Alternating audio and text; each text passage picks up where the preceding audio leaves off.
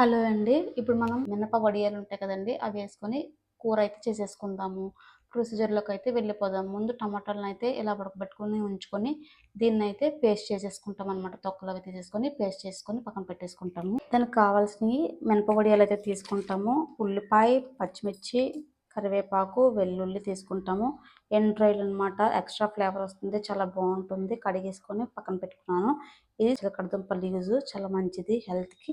So, ఈ ఆకులైతే నేను వేసుకొని కర్రీ అయితే చేసుకుంటున్నాను. క్యాబేజ్ కూడా వేసుకుంటామనమాట. కడిగేసి పెట్టుకున్నాను. ఇది తాలింపులో అయితే వేసుకుందాం. ముందైతే ఆయిల్ వేసేసుకుంటాము దీంట్లోనే. ఎండ్రాయిలు ఉంటాయి కదా! ముందు వేసేసుకొని ఫ్రై చేసుకుంటాం.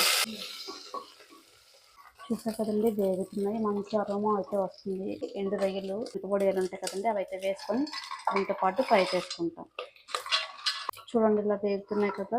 ఇది రైస్‌తో తినండి చాలా బాగుంటుంది. నూనె అంతా ఎలా పీల్చేసి డ్రై అయిపోయాయో ఇలా కొంచెం సేపు వేగనిచ్చి ఉల్లిపాయ, పచ్చిమిర్చి, కరివేపాకు, వెల్లుల్లి వేసుకుంటాం. వేసుకొని కొంచెం సేపు ఫ్రై చేసుకుంటాం. చూసారు కదండీ! ఇలా వేగిన తర్వాత క్యాబేజ్ అయితే వేసుకుంటాం.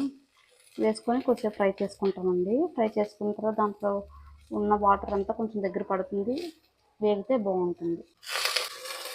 క్యాబేజ్ వేసిన తర్వాత మనం కొంచెం ఒకసారి కలిపేసుకుంటాము. కలిపేసుకుంటే ఈవెన్‌గా ఇది అంతా ఏగుతుందండి. వేగిన తర్వాత కొంచెం పసుపు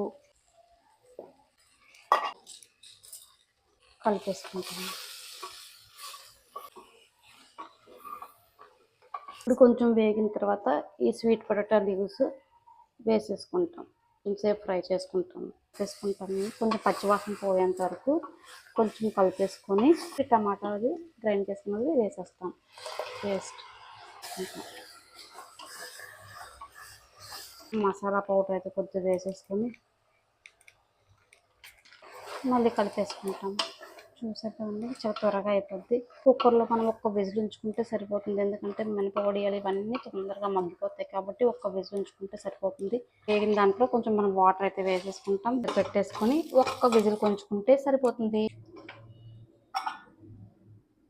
చూసారు కదండి ఇలా దగ్గర పడిపోయింది. మన కర్రీ అయితే రెడీ అయిపోయింది.